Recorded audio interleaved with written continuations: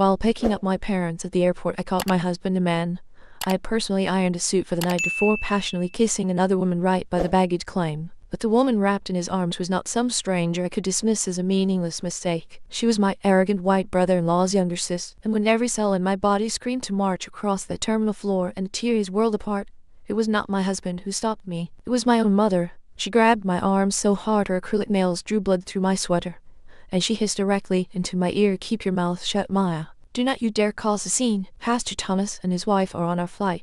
Before I continue the story, let me know where you are watching from in the comments below. Hit that like button and subscribe if you have ever had to stand up to a family member who chose their public image over your broken heart. The bustling chaos of Hartsfield-Jackson Atlanta International Airport is usually a place of warm reunions and new beginnings. For me, on that humid Thursday afternoon, it became the exact geographical coordinate where my entire reality shattered into 1,000 irreparable pieces. I was standing near the international arrivals gate, scanning the crowd for my parents, Isaiah and Vivian, who were returning from a 2-week luxury Mediterranean cruise. My father emerged first. He looked tired from the long flight, but the moment his eyes found mine, he offered me a warm, genuine smile. That is the thing about my father. He never needed a stage. His love was quite steady and unconditional. Right behind him came my mother, already complaining loudly about the airport humidity ruining her silk blouse, scanning the crowd to see if anyone important was watching her return. I raised my hand to wave them over, but as my arm went up, my peripheral vision caught a flash of fabric I recognized immediately. It was the exact navy blue suit I had personally ironed the night before. I lowered my hand, my breath hitching in my throat. Standing less than 50 feet away from me near a coffee kiosk was Marcus, my husband, the man who was supposed to be 1,000 miles away in Chicago closing a venture capital deal. My brain struggled to process the visual information. For one beautiful naive second, my heart leaped with hope. Perhaps his meetings had ended early. Perhaps he had flown back to surprise me and help greet my parents.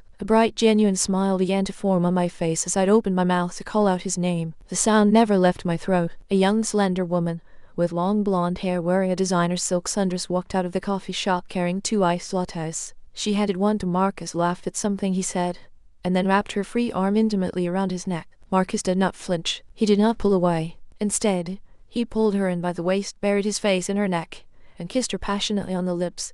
Right there in the middle of the terminal, the ambient noise of thousands of travelers rushing past faded into a dull echoing ring in my ears. I felt physically sick. A cold sweat broke out across my neck and shoulders. But the horror did not end with the betrayal of that kiss. When the woman turned her head slightly to toss her hair over her shoulder, I saw her face clearly. It was Haley, 24 years old, an aspiring social media influencer, the biological sister of Trent, my sister case of those arrogant, condescending husband. Haley had spent years treating me with thinly veiled contempt at every family gathering, looking down her nose at my modest clothing, and making passive-aggressive comments about my supposed lack of ambition. And now, she was standing in my husband's arms, wearing his cologne on her skin. My vision blurred with hot, stinging tears. A primal, desperate anger surged through my veins. I wanted to scream. I wanted to march across the polished floor, grab Marcus by the lapels of that expensive suit, and demand an explanation in front of the entire terminal. I took 2 heavy, determined steps forward, my hands curled into fists. Then a sharp, manicured hand clamped down on my upper arm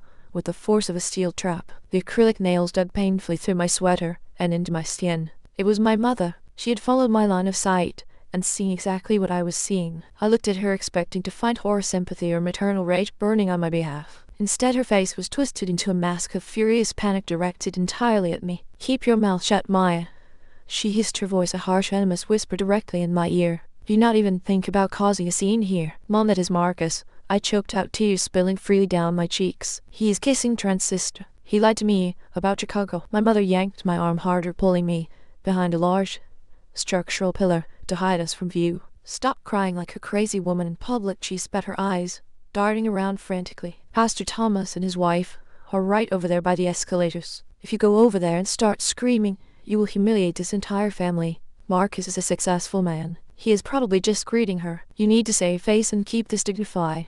I stood there, paralyzed by a double betrayal so enormous it nearly crushed the oxygen from my lungs. My husband was having an affair with a woman who actively mocked me, and my own mother was protecting him to preserve her standing in front of her church friends. She cared more about the gossiping whispers of strangers than the fact that my heart was being ripped out of my chest in real time. I could not breathe.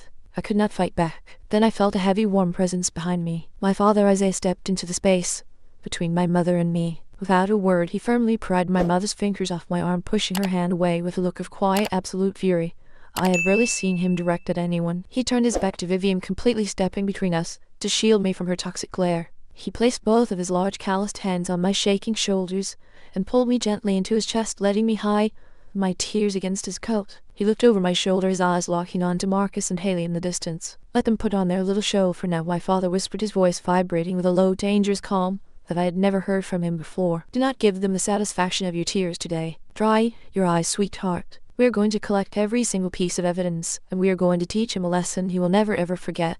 His words acted like a bucket of ice water over my panic. The hysterical urge to scream vanished, replaced by a cold, calculated clarity. My father was right. Screaming in an airport would only give my mother ammunition to call me unstable. It would give Marcus a chance to formulate a lie. I needed to be smarter. I needed to be absolutely ruthless. To understand the full weight of what happened next, you need to understand the world I came from and the mask I had been wearing for years. Growing up in the affluent suburbs of Atlanta, my mother Vivian was entirely consumed by what I can only describe as respectability politics. To her, image was not just everything. It was the only thing that mattered. She was a prominent member of several elite social clubs and the head of the hospitality committee at our megachurch. Her entire life was a carefully curated stage play, and unfortunately, I was the daughter who constantly failed to read her script. I am 32 years old, and by my mother's definition, I'm a chronic underachiever. She has spent my entire adult life telling anyone who would listen that I am a low-level data entry clerk who barely scrapes by. She constantly compared me to my younger sister Kate,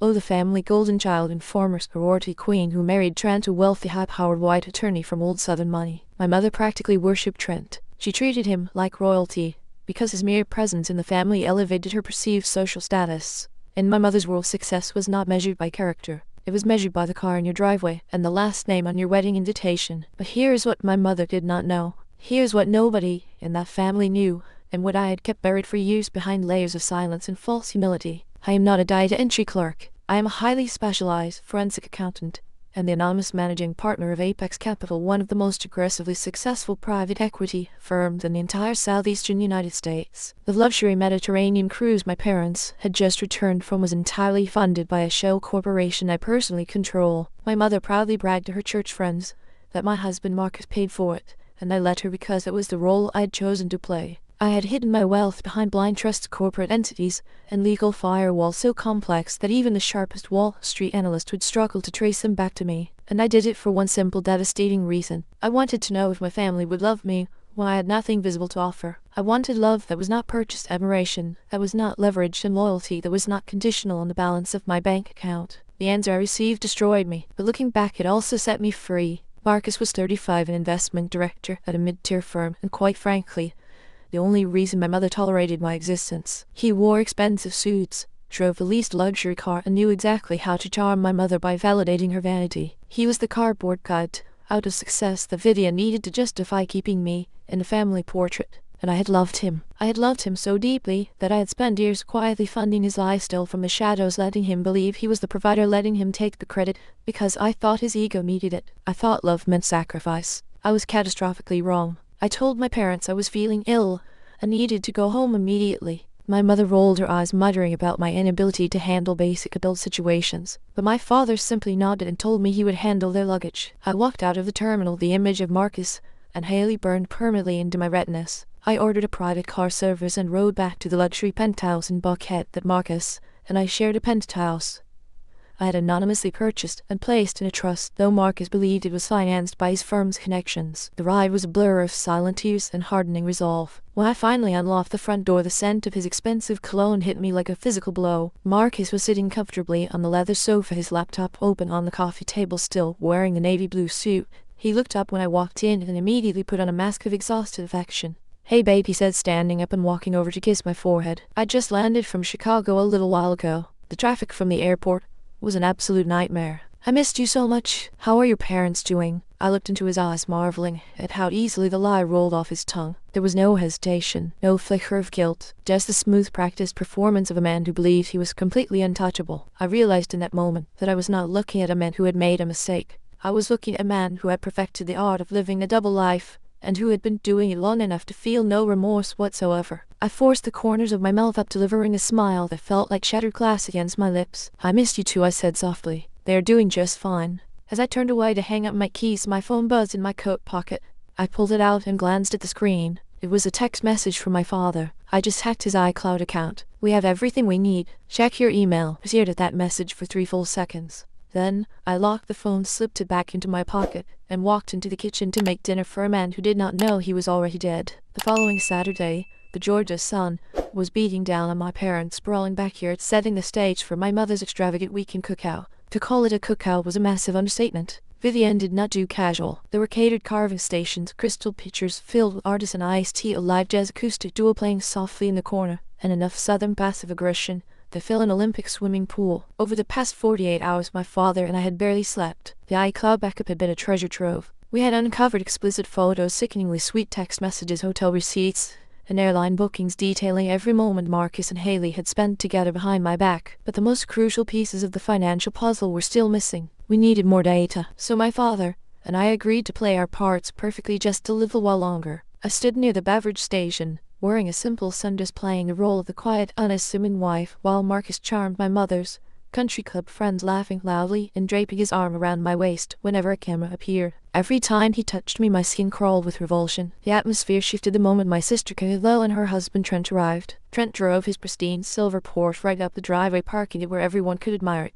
Lois sat out looking like she had just walked off a magazine cover. Trent walked beside her, with that trademark arrogant swagger of his, an entitled man who genuinely believed his presence alone was a gift to our family. My mother immediately abandoned her other guests to fawn over them, kissing Trent on both cheeks and loudly complimenting Kayla's designer outfit. We gathered around the massive teakwood dining table under the patio awning. The conversation quickly shifted, as it always did, to money, status, and accomplishments. Trent dominated the discussion, boasting about a massive corporate merger his law firm had just closed. Then he turned his cold, condescending gaze directly toward me. "You know, Maya, you really need to learn how to be a proper wife like Kayla," Trent said loudly, ensuring the entire table fell silent. "Look at Marcus. He is out there grinding every single day, carrying this whole house on his shoulders. Meanwhile, you are playing around with spread sheets at that little data entry job of yours. You should hand over whatever little paycheck you get to Marcus and let a real financial expert manage your money." My mother nodded vigorously. "Trent is absolutely right, Maya. A wife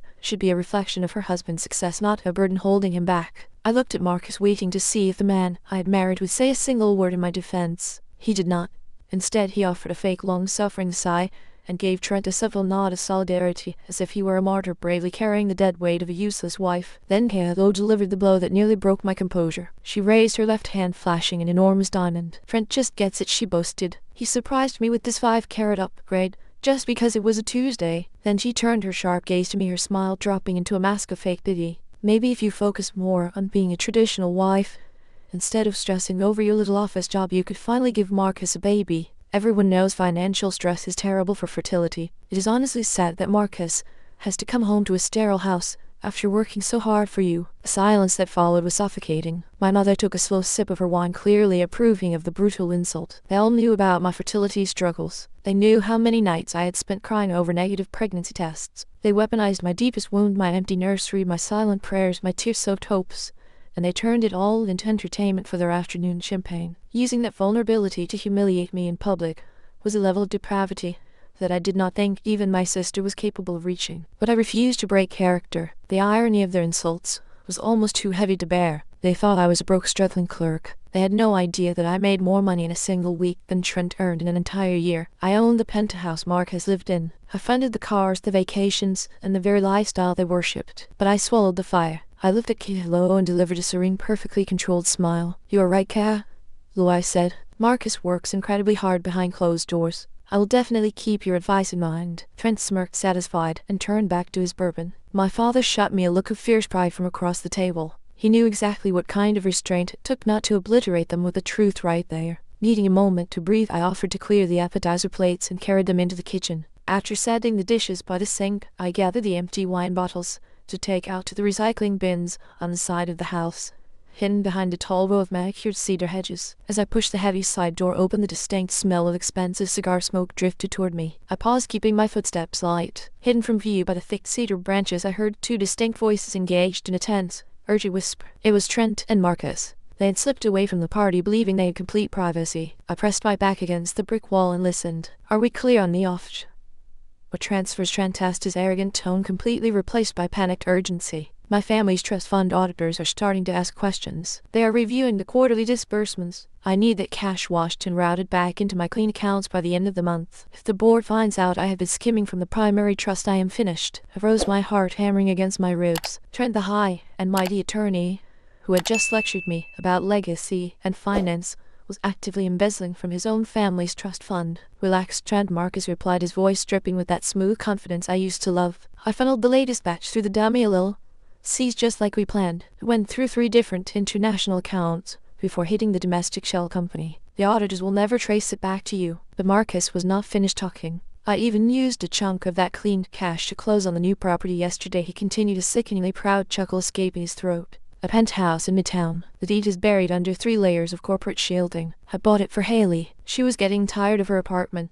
Do not worry about Maya. She is completely clueless. She literally ironed my suit for me before I flew out to see your sister. The ground beneath my feet spun violently out of control. Marcus had taken the money he was laundering for Trent, money stolen from Trent's own family, and used it to secretly buy a $3.2 million penthouse for Haley, Trent's own biological sister. He was living in my penthouse, spending my money and building a secret life with another woman funded by stolen cash. The twisted web of their financial and moral corruption was almost too complex to believe. But for me, a forensic accountant who had spent her career untangling exactly this kind of corruption, it was not complex at all. It was a roadmap straight to a federal prison cell. I pulled my phone from my dress pocket and opened a secure encrypted messaging app that connected directly to my team at Apex Capital. My hands were no longer shaking. The tears were gone. I typed a single decisive message. Initiate full forensic trace on Trent's family trust fund. Track every auction or transfer connected to Marcus. Find the deed to a Midtown penthouse. Document every financial crime. Prepare a package for the FBI. We are taking them all down. I hit send and slipped the phone back into my pocket. I took a slow breath, stepped out from behind the hedges, and walked back to the sunlit patio, as if absolutely nothing had changed. Marcus was still handing out cigars. My mother was still laughing at Trent's jokes. They looked at me and saw a defeated woman clearing the table. They had no idea they were looking at the architect of their impending destruction. The very next morning, I drove to my father's architectural firm in downtown Atlanta. His office was a quiet sanctuary of rolled blueprints and drafting tables. He locked the heavy oak door the moment I arrived. My lead investigator had worked through the night, and the files were devastating. We opened the first folder, the forensic trace, and confirmed everything. Trent had been systematically siphoning hundreds of thousands of dollars from his wealthy relatives, routing the stolen money through offshore accounts in the Cayman Islands. Marcus had set up multiple dummy corporations to catch those funds, washing them clean through fabricated consulting fees. They were committing massive federal offenses. Then I clicked on the real estate dossier. The Midtown penthouse deed was buried beneath layers of corporate shielding, but corporate restructuring is my exact specialty. I stripped away the layers in less than 10 minutes. The property was purchased entirely in cash for $3.2 million. The primary resident listed on the building's security registry was Haley, but then my eyes caught a detail at the bottom of the closing documents that made the blood run cold in my veins.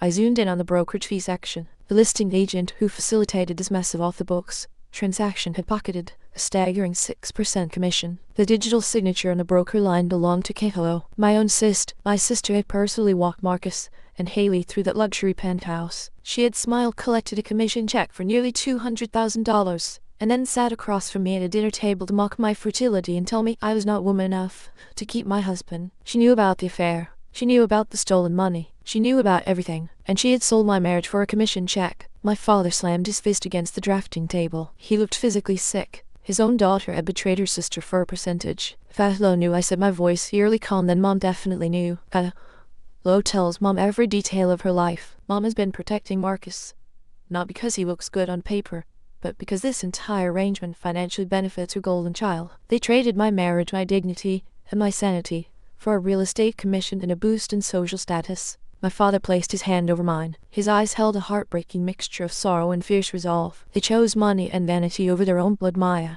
who do not owe them a single ounce of mercy. I did not have to wait long for my mother's next move. Just 2 days later, Vivian summoned me to her house. When I arrived, there were no charity luncheon menus in sight.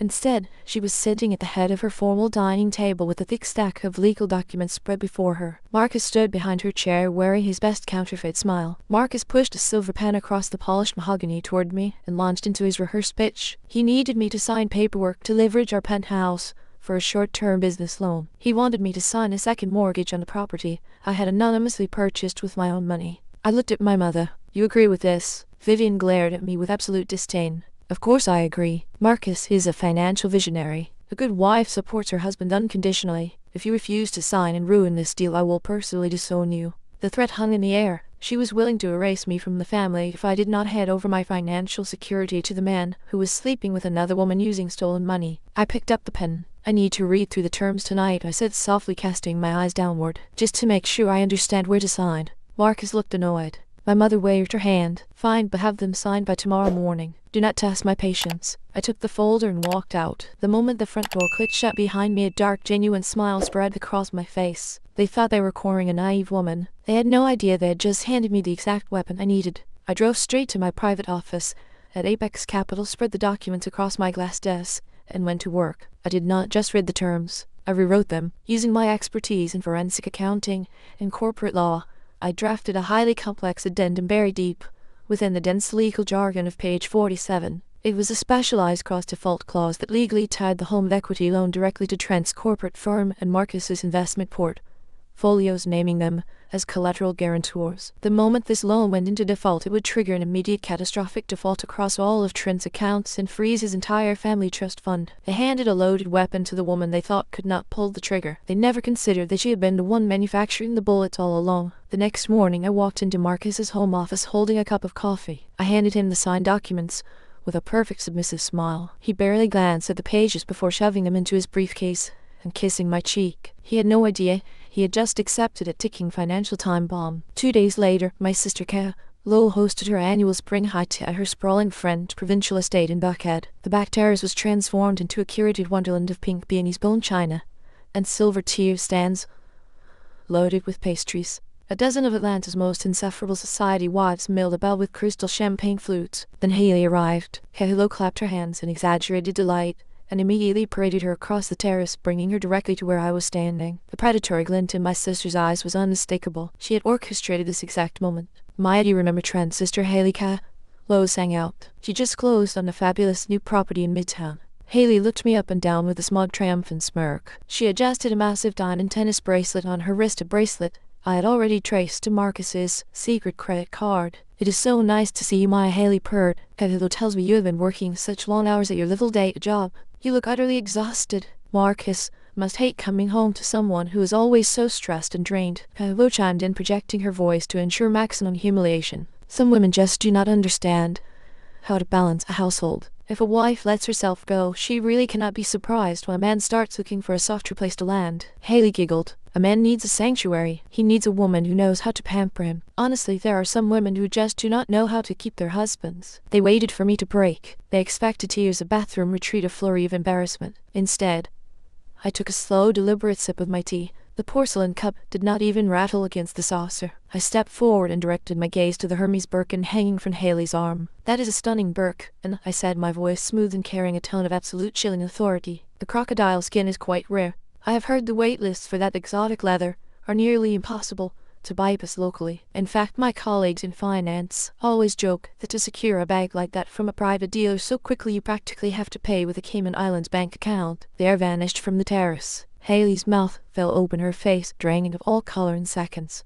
She dropped her arm, trying to hide the bag behind her back. Lo choked on her champagne, coughing violently into her napkin. The words Cayman Islands were the exact trigger phrase connecting Trent's embezzled trust fund to Marcus's oil laundering operation. In one precisely aimed sentence, I had let them know their vault of secrets was wide open. I did not raise my voice. I did not drop my smile. I stood there in my modest pastel dress, holding my teacup with the effortless grace of an apex predator cornering its prey. But I am sure a smart girl like you understands all about complex software transactions, I added softly. After all, maintaining a sanctuary in a Midtown penthouse requires a very specific kind of financial finesse. Do you not agree, Lo? They were entirely stripped of their power, realizing in real time that the woman they had mocked for years held their absolute destruction in the palm of her hand. I placed my teacup on a passing waiter's tray. This has been a truly enlightening afternoon, Lo, but I must get going. I have some very pressing administrative tasks to handle. You know how boring my little data entry job can be. I turned on my heel and walked across the terrace, my posture perfectly straight, my steps measured and calm. When I reached my car, I pulled out my phone and pressed send on an encrypted data packet addressed to the Chief Investigative Counsel of the State Bar Ethics Committee, carbon copy to the Federal Financial Crimes Division. The next 72 hours were a masterclass in psychological warfare. On the surface, I went to my fake job, smiled at coworkers, and played the devoted wife. Beneath the surface, the trap was rapidly tightening. The ethics complaint struck like a lightning bolt. Trent's escrow accounts were flagged. My cross-default clause triggered automated red flags across the banking system, freezing off or routing accounts, and the entirety of Trent's family trust fund. The fallout hit our house on a Thursday night. Rain lashed against the windows as Marcus paced the hardwood floors, a glass of scotch trembling in his hand. He had not eaten dinner. His phone rang incessantly with encrypted numbers he frantically sent to voicemail. I sat calmly on the sofa, flipping through a lifestyle magazine, sipping chamomile tea, watching him sweat. Then someone pounded on our front door. Not a polite knock, a violent, desperate hammering. Trent shoved his way inside before the door was fully open. The arrogant attorney was gone. In his place stood a hyperventilating, soaked, frantic mess. "It is frozen," Trent screamed, grabbing Marcus by the lapels. "Every single account is frozen." The Bar Association showed up at my office with a court order. Someone sent the ethics board a complete forensic breakdown of the offshore routing. "They have everything, Marcus. I need that money back right now." Marcus stammered that the cash was not liquid anymore. It was tied up in a Midtown property. If he tried to sell it now, the feds would trace the deed directly to Haley. Trent staggered backward. "You spent my stolen money on a luxury apartment for my sister, and now we're both going to federal prison," Trent shouted. Then Marcus's panicked eyes locked onto me. He rushed to the sofa, dropped to his knees, and begged me to agree to sell our home. "Trent is in trouble. I am in trouble. You have to sign the emergency liquidation papers right now." I pulled my hands from his sweaty grip. "I am not selling my home, Marcus." Before he could scream at me again, my mother stormed in, still wearing a sequined evening gown. Lo had called her in a panic. Vivian marched directly toward me. "What is the meaning of this?" she demanded. "Marcus just told you what needs to be done. Why are you arguing with your husband? You will do exactly as he tells you. Trent brings class to this family. Prestige, wealth, connections you could not dream of comprehending." I looked at Trent, leaning against my wall like a corner rat. "Class," I repeated softly, letting a fraction of my true cold demeanor bleed through. "You think stealing from your own family trust fund is class?" The room went dead silent. Marcus stopped breathing. Trent's eyes bulged. They had not expected me to understand the crisis. "You shut your mouth," Vivian hissed. "You know nothing about high-level finance. Sign whatever Marcus puts in front of you, or I will erase you from this family permanently." I stood slowly and looked my mother in the eye. "I am not signing anything, Vivian. Marcus is not saving anyone. He used Trent's stolen money to buy a penthouse for Trent's sister." Marcus made a strangled sound. Trent stared at Marcus with renewed murderous rage, but Vivian only looked at me. Her golden son-in-law was exposed, her perfect image cracking, and she blamed me for refusing to patch it. Vivian lunged forward and slapped me across the face. The crack echoed like a gunshot through the living room. "Trent is the man who brings class to this family," Vivian screamed. "You are nothing. You are just an uneducated, useless brat who cannot even give her husband a child." I slowly turned my head back to face her. I did not raise my hand to my stinging cheek. I did not shed a single tear. I tasted blood on the inside of my lip. I looked at the woman who had birthed me, feeling nothing but cold, clinical detachment. The pathetic daughter who craved her love was officially dead. I smiled, a chilling, terrifying expression that made Vivian step backward involuntarily. "Your class is about to hit the front pages." I walked out of my own house into the pouring rain without a backward glance. The next day Marcus came to me with a stack of divorce papers, playing the martyr again. He told me it was a strategic legal separation to protect me from his legal troubles. He said he was taking all the debt, all the liabilities. He just needed me to sign away my claims to the marital assets. "Walk away empty-handed on paper," he said. "It is the only way to keep you safe. I will come find you when this is all over." What he was actually doing was tricking me into relinquishing my rights to his remaining wealth,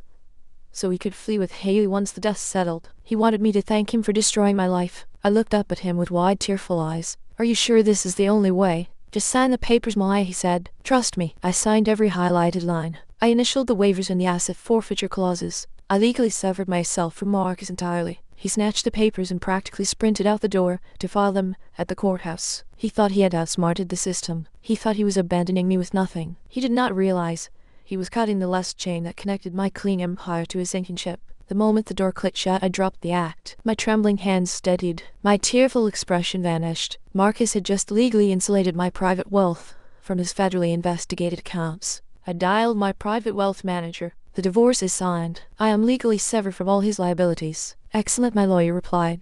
"The feds just locked down his last dummy corporation. He has nothing but debt. It is time for the final phase. Activate the hostile takeover clause," I commanded. "Buy out all outstanding debt of Trent's law firm. Purchase Marcus's defaulted second mortgage on the penthouse. I want to own every single cent they owe. I want to be their sole creditor by tomorrow morning. They thought they were playing chess. They had no idea I had just bought the entire boar. The grand ballroom of the St. Regis Hotel was draped in floor-to-ceiling emerald velvet for the annual Emerald Gala, the crown jewel of Atlanta's high society calendar. My mother was the chairwoman and our family was scheduled to receive the Philanthropic Model Family of the Year award. The irony was almost poetic. We were gathered in the private green room backstage. Trent was sweating through his custom tuxedo, downing bourbon, still believing my mother's stolen retirement funds would save him. Marcus sat in a velvet armchair looking smug, believing the divorce had freed him. I sat quietly in the corner wearing a breathtaking floor-length, emerald green silk gown I purchased weeks ago specifically for this night. Then Haley walked in, invited by Kaya. Lo, she was wearing the exact same emerald green silk gown, not a similar style,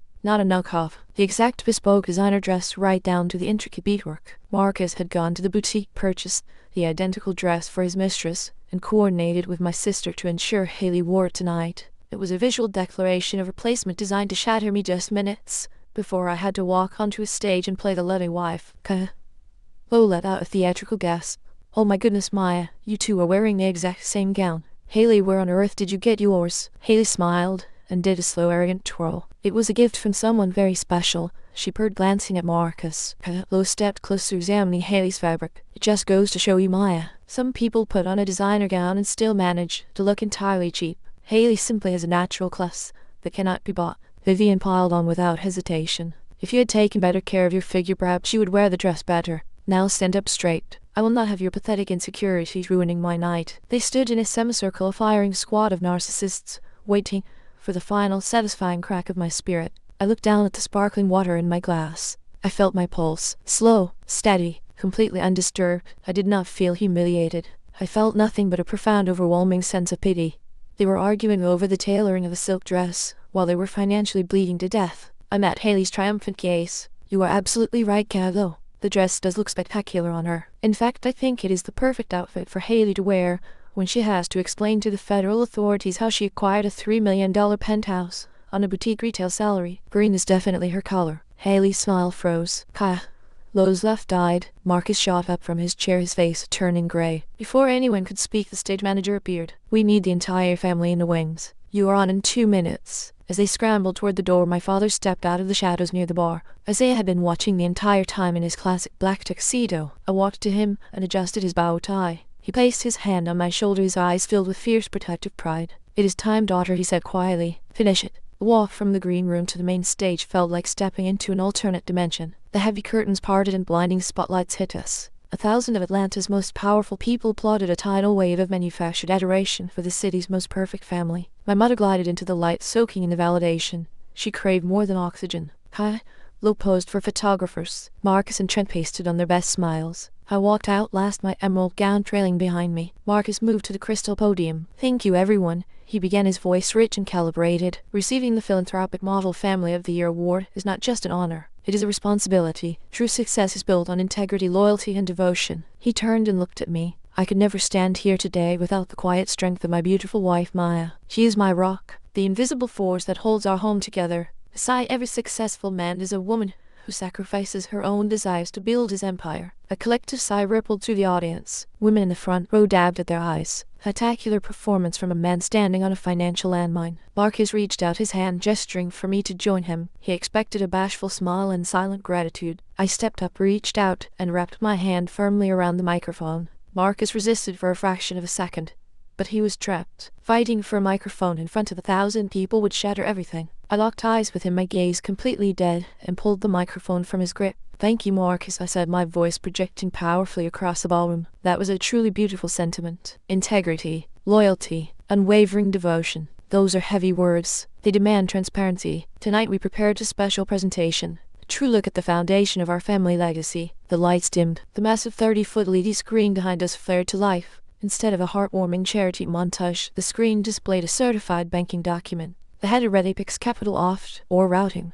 Transfer orders, dummy corporations, Cayman Islands, routing numbers, and right in the center, a transfer detailing the theft of $2.5 million from my father's retirement account authorized by the VA, moving directly into Marcus's money funnel. Marcus lunged forward. Maya, what are you doing? Turn that off right now. I stepped out of his reach, but we did not stop at financial documents. The The screen flashed again with massive screenshots of text messages between Marcus and Haley. The first from Marcus. She actually signed the divorce papers. The stupid girl took the bait. The debt stays with her. The oft.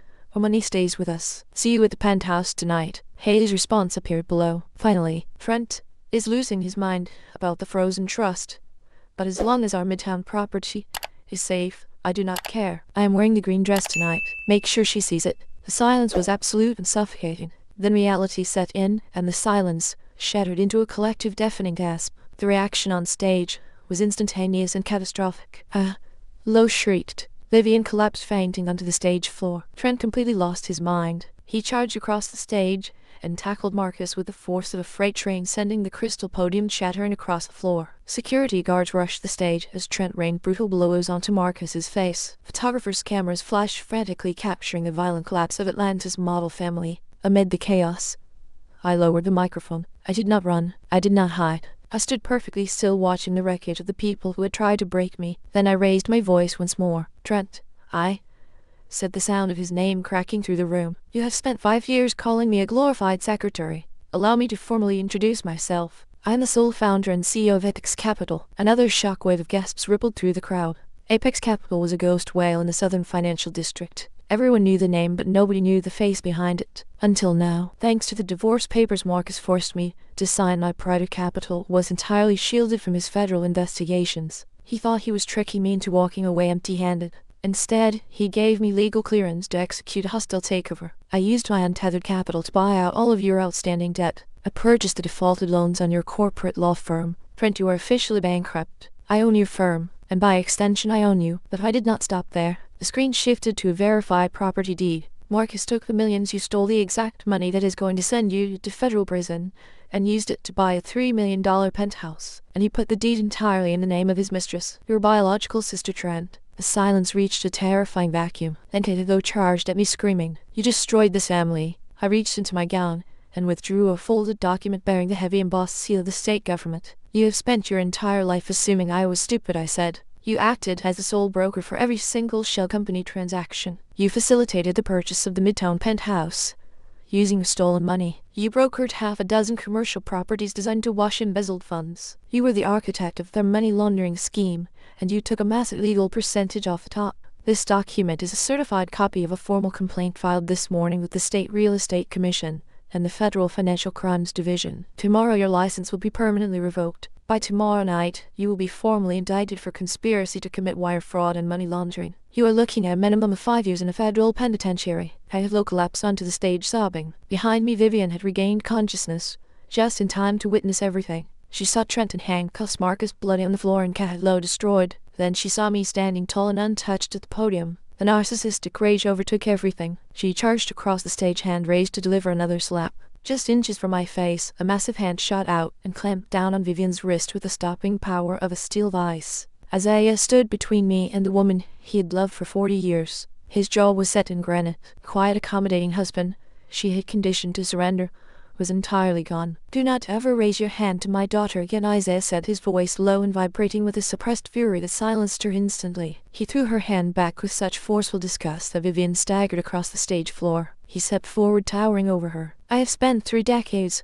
watching you trade your soul for a seat at tables filled with people who do not care if you live or die. I watched you belittle our daughter. I watched you poison this family with your bottomless vanity. I tolerated it because I believed underneath the glitter you were still the woman I married." He raised the black leather portfolio in his hand. "I was wrong. You are completely hollow." Vivian pleaded for him to lower his voice. "People are staring. We have an image to protect." Isaiah let out a harsh laugh. "Your image is a rotting corpse, Vivian, and I refuse to be buried with it." He hurled the divorce papers into her face. The pages exploded around her like a storm of confetti. "You stole my retirement money to save these criminals," Isaiah roared. "You bypassed our banking security and handed over the life savings I spent 35 years building to a pair of federal criminals just to keep your name on a gala invitation." He stepped directly into her personal space. "You valued this facade more than your own biological daughter. I am divorcing you. I am pursuing criminal charges for the theft of my retirement accounts, and I am leaving you with absolutely nothing." Vivian was paralyzed. She looked into the crowd for allies for the sycophants who used to praise her charity work. She found nothing but profound undisguised revulsion. She dropped to her knees and crawled through the scattered divorce papers, throwing her arms around my legs. "Maya, please," she wailed. "You have the money. You can fix this. I'm your mother. I brought you into this world." I looked down at her. I did not feel triumphant. I did not feel anger. I felt a profound, chilling emptiness. I grabbed the fabric of my gown, where her nails were digging in. "You did not do this for us, Vivian. You did it for yourself. You traded your daughter for a front row seat to a theater of lies, and now the curtain has closed." I pulled the fabric from her grip. She fell forward, her hands slapping against the hard floor. "You are not my mother," I said. "You are just a casualty of your own greed." Then the heavy ballroom doors were violently shoved apart. A sea of dark windbreakers, bearing the bold yellow letters FBA, flooded into the room. A late federal agent strode down the center aisle, eyes locked on the stage. "Secure the perimeter. Nobody leaves until ID are verified." Trent was hauled to his feet and formally arrested for conspiracy to commit wire fraud, embezzlement, and federal racketeering. Marcus, strapped to a paramedic stretcher, was handcuffed to the metal railing and arrested for wire fraud and money laundering. Marcus thrashed against the restraints, his wild eyes locking onto me. "You cannot testify against me," he roared. "Spousal privilege. We are married."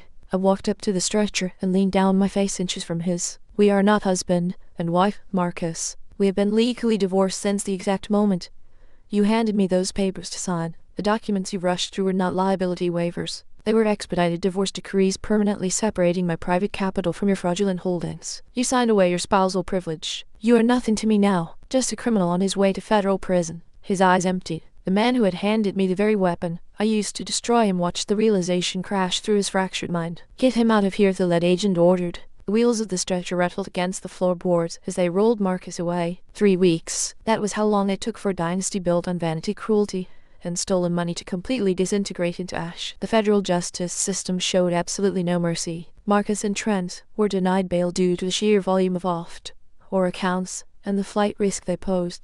The two men, who used to wear Italian suits and drink $1,000 scotch, were sitting in a federal detention center in identical orange jumpsuits, relying on overworked public defenders. Within 48 hours, they were desperately trying to turn state evidence against each other. Marcus blamed Trent for the embezzlement. Trent blamed Marcus for the laundering, but the prosecutors did not need either deal. My dossier was bulletproof. Marcus was facing 30 years. Trent was looking at 20. Haley did not stick around. The moment federal agents knocked on the Midtown penthouse door to seize it as illicit assets, she packed a single duffel bag and fled to Florida in the middle of the night. The woman who had paraded around in designer silk was couch surfing with distant relatives, scrubbing her social media, hiding from the world she had tried to manipulate. Carlo's descent was the most spectacular. The State Real Estate Commission did not just revoke her license. They made a public example of her. Her face was plastered across local news networks. With her license gone, her husband in federal custody, and all their accounts seized, Carlo was evicted from her estate at dawn. Repossession agents towed her Range Rover and changed the locks while she watched from the driveway, packing her designer clothes into black garbage bags. She moved into a cramped one-bedroom rental on the industrial outskirts of the city. The woman who complained about thread counts in Egyptian cotton sheets was sleeping on a cheap mattress in a room that smelled of stale cigarettes and damp mold. She had no car. She took the public bus to the discount grocery store. When she tried to show up at her old country club to beg for a personal loan, security publicly turned her away at the gate. And then there was Vivian. Isaiah filed for an expedited divorce the next morning. Because Vivian had committed wire fraud accessing his retirement accounts, the judge granted an emergency injunction freezing her remaining marital assets. Isaiah took his clean capital, packed his bags, and moved out of state, completely severing all communication. He did not leave a forwarding address. He simply erased her. Without Isaiah's income, Vivian could not pay the mortgage. The bank foreclosed on the mansion. A bright neon auction sign was hammered into the pristine front lawn. The woman who demanded absolute perfection was living in a cheap extended-stay motel with stained carpets and flickering fluorescent lights. She tried to leverage her old social connections, showing up uninvited to upscale boutiques and cafes. But the elite circle she worshipped treated her like a contagious disease. When they saw her coming, they crossed the street. They looked right through her. To them, she was no longer a person. She was a cautionary tale. The air was crisp and cool as I drove through the tree-lined streets of Buckhead. The engine of my slate-gray Porsche purred with deep, powerful resonance. I had just left a successful board meeting at Apex Capital. The world stretching out beyond my windshield belonged entirely to me. I took a detour through the old neighborhood. That was when I saw her. Vivian was walking along the sidewalk, a mile from the nearest bus stop, completely unrecognizable. The salon visits were gone, leaving her hair flat with harsh gray roots. She wore a faded coat, hanging loosely over her shrinking frame, carrying 3 cheap plastic grocery bags with thin handles digging into her wrists. A sleek black Mercedes drifted down the street in the opposite direction. The driver was the chairwoman of the country club hospitality committee, a woman Vivian used to host for high tea every month. Vivian stopped walking and raised her arm in a frantic pleading wave. The woman in the Mercedes looked directly at Vivian and pushed a button. The tinted window rolled up seamlessly. The Mercedes accelerated and drove past without slowing down. Vivian's arm dropped slowly to her side. Then her eyes locked onto my car. She recognized me behind the wheel. Her mouth opened, her eyes widening with a mixture of shock and desperate, miserable pleading. She took a tentative step toward the curb, silently begging me to pull over, to roll down the window, to rescue her from the hell she had built for herself. I kept my hand steady on the steering wheel. I looked right through her. I did not touch the brake. I pressed my foot down on the gas. The engine roared as I blasted past, leaving her standing alone in the dust of my rear-view mirror. And I drove straight ahead into my new life. The roar of the engine faded into the rhythmic, soothing sound of ocean waves. The late afternoon sun cast a warm golden glow over crystal-clear azure water. My father, Isaiah, was leaning against the polished silver railing of a luxury yacht. He looked healthier, younger, and more profoundly relaxed than he had in 30 years. The crushing weight of Vivian's demands had been completely lifted. He wore a crisp, unbuttoned white linen shirt, the ocean breeze ruffling his hair as he stared out at the endless horizon. He was no longer a shadow in his own home. He was a man who had reclaimed his life. I stepped beside him, holding 2 crystal flutes of perfectly chilled champagne. We did not need to speak about Marcus rotting in a cell, or Ketelo hiding in a dilapidated apartment, or Vivian wandering the streets like a ghost. The silence between us was no longer fractured by fear. It was full. It was healing. I handed him the glass. He turned to me with a genuine, unburdened smile. We raised our glasses and clinked them together, the sharp, clear chime ringing out like a victory bell over the open water. They tell you that blood is thicker than water. They use that phrase to chain you, to force you to endure lifetimes of abuse and betrayal in the name of blind loyalty. But they forget a fundamental truth. Sometimes toxic blood must be completely drained so the body can survive. I did not destroy my family. I did not ruin their lives or steal their futures. I simply handed them the mirror so they could finally see their own reflections. The sweetest revenge is not a screaming match. It is not a violent display of anger or a desperate plea for validation. It is the absolute, unbroken silence of you standing at the summit, knowing they will remain forever at the bottom. Not because you pushed them down, but because they refused to climb. And that is the kind of peace no amount of money can buy. But it sure does help to have the money